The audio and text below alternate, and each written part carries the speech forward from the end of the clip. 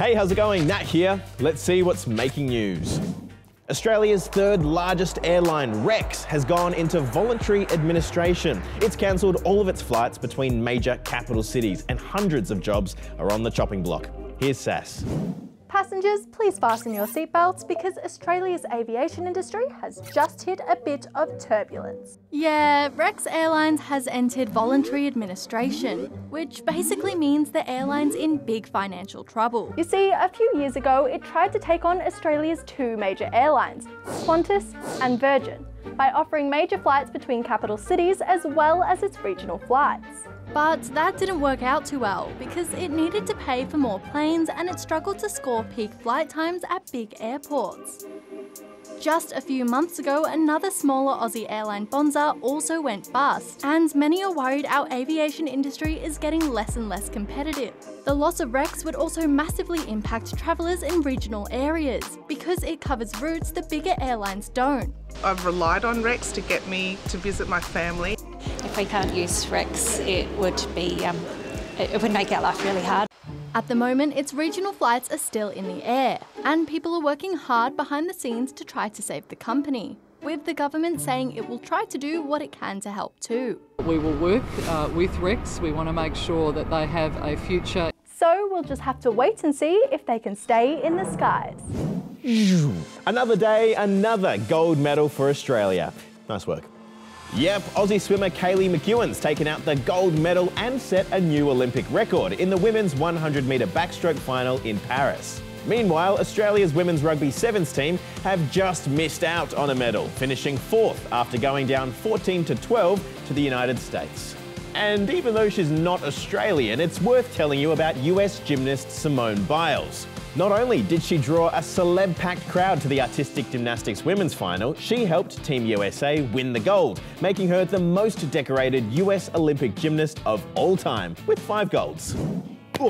Now it's time to meet 12-year-old Pippa from South Australia. She's a rising footy star, but her dreams of playing professionally are about to get a whole lot harder. Check it out.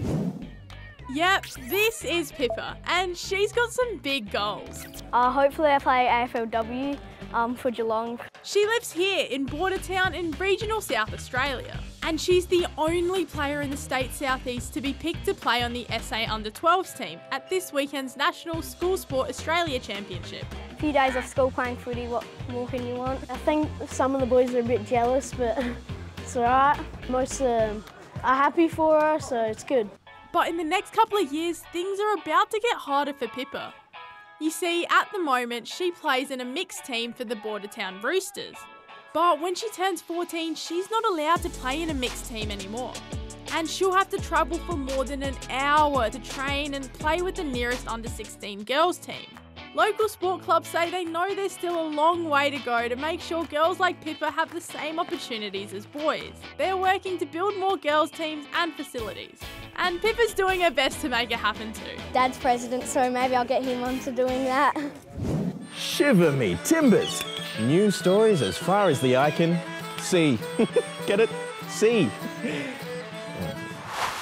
First up, to the beaches of Italy, where this sucker has been busy, sucking. Yep, connected to each of its legs is a vacuum hose, allowing it to pick up small bits of rubbish wherever it goes.